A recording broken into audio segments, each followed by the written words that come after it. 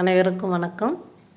ராஜபுஷ்பா கிச்சனில் காராமணி பயிரை வச்சு ஒரு ஸ்நாக்ஸ் எப்படி செய்யலான்னு பார்க்கலாம். நிறைய சத்துக்கள் அடங்கியிருக்கு இந்த காராமணி பயிரில்.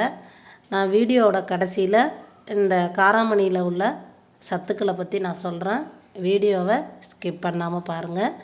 இப்போ நம்ம எப்படி செய்யலான்னு பார்க்கலாம். பார்க்குறதுக்கே ரொம்ப அழகாக இருக்குது. ரொம்ப ஈஸியாகவும் செஞ்சிடலாம். இந்த ஸ்நாக்ஸை வீட்டில் உள்ள பொருள் போதும். நான் காராமணி பயிரை முளைக்கட்டி எடுத்திருக்கேன். முதல் நாளே ஊற வச்சிட்டிங்கன்னா அடுத்த நாள் தண்ணியை வடித்து வச்சிட்டிங்கன்னா ஒரு 2 மணி நேரம் கழித்து நல்லா முளை வெட்டுரும்.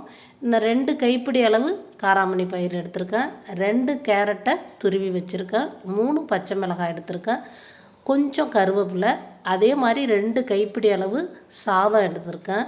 ஒரு 5-6 சின்ன வெங்காயம், ஒரு துண்டு இஞ்சி. இவ்வளோ தாங்க இதுக்கு தேவையான பொருள். ஃபஸ்ட்டு நம்ம என்ன பண்ணுறோம், முளைக்கட்டின காராமணி பயிரை மிக்சியில் சேர்த்து 1 ஸ்பூன் ஜீரகம், 3 பச்சை மிளகாய், அதுக்கப்புறம் சாதம். இதை ஃபஸ்ட்டு நல்லா நம்ம என்ன பண்ணுறோம், மிக்சியில் சேர்த்து அரைச்சி எடுத்துக்கிறோம். அரைச்சி எடுத்தாச்சு, தண்ணி எதுவும் சேர்க்கலை. அதுக்கப்புறம் நம்ம எடுத்து வச்சுருந்த கருவேப்பிலை, கொஞ்சம் கருவேப்பிலை, அடுத்தது கேரட், 2 ஸ்பூனு ரவா சேர்த்துக்குங்க. பச்சை ரவா தான், வறுக்காத ரவா. தேவையான அளவு உப்பு சேர்த்து மறுபடியும் ஒரு ஓட்டை ஓட்டி எடுத்து வச்சுக்க வேண்டியதுதான். உப்பை சரி பார்த்துக்குங்க. மாவு கொஞ்சம் லூஸாக இருந்துச்சுன்னா நீங்கள் என்ன பண்ணலாம், இன்னும் 2 ஸ்பூன் ரவை சேர்த்துக்கலாம். இல்லை அரிசி மாவு இருந்தால் கூட இன்னும் 2 ஸ்பூன் அரிசி மாவு சேர்த்துக்கலாம். மாவு ரெடி ஆகிடுச்சு. அடுப்பில் கடாயை வச்சு எண்ணெய் சேர்க்க போகிறோம்.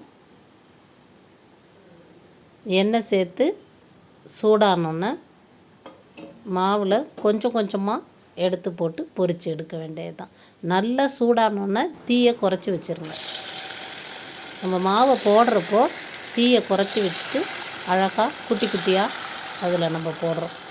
வெளியில் நல்லா மொறுமொறுன்னு இருந்துச்சு, உள்ள நல்லா சாஃப்டாக போண்டா மாதிரி வரும். சாப்பிட்றதுக்கும் வித்தியாசமான சுவையாக இருந்துச்சு. குறைஞ்ச தீயிலே வச்சு நல்லா அழகாக முருகலாக எடுத்துருங்க. பாருங்கள், நல்லா பொன்னிறம் வந்தோன்னே எடுத்துடலாம். இதே மாதிரி மிச்சம் இருக்கிற எல்லா மாவையும் நம்ம போட்டு எடுத்துக்கலாம். முளைக்கட்டின காராமணியை சுண்டல் செஞ்சு சாப்பிட்டா நல்லது. இருந்தாலும் டெய்லி நம்ம சுண்டல் செஞ்சு கொடுத்தா பசங்களுக்கு பிடிக்காது. அதனால 2 வாரத்துக்கு ஒரு நாள் இதே மாதிரி ஸ்நாக்ஸாக செஞ்சு கொடுத்தா கொஞ்சம் வித்தியாசமாக இருக்கும். காராமணிக்கு பதிலாக நீங்கள் கொண்டக்கடலை ஊற வச்சு முளைக்கட்டி சேர்த்துக்கலாம். பச்சை பட்டாணி ஊற வச்சு முளைக்கட்டி சேர்த்துக்கலாம். அதே எண்ணெயில் ஒரு பிடி கருவேப்பிலையை போட்டு பொரித்து எடுத்து ஸ்நாக்ஸ் மேலே தூவி சாப்பிட கொடுங்க. பார்க்குறதுக்கும் அழகாக இருக்கும், சாப்பிட்றதுக்கும் டேஸ்ட்டாக இருக்கும். நான் கொஞ்சமாக எடுத்து கொல்லையில் அந்த முளைவிட்ட காராமணியை நட்டு வச்சேன். 3-4 நாள்லையே அழகாக இதுமாரி துளிர் விட்டு வந்துருச்சு. காராமணியில் பல வகை இருக்குது.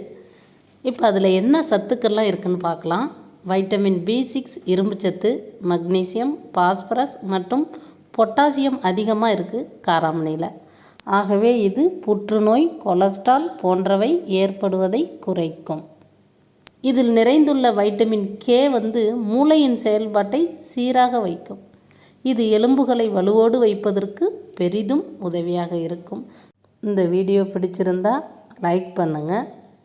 உங்களுக்கு பிடிச்சவங்களுக்கு ஷேர் பண்ணுங்கள்.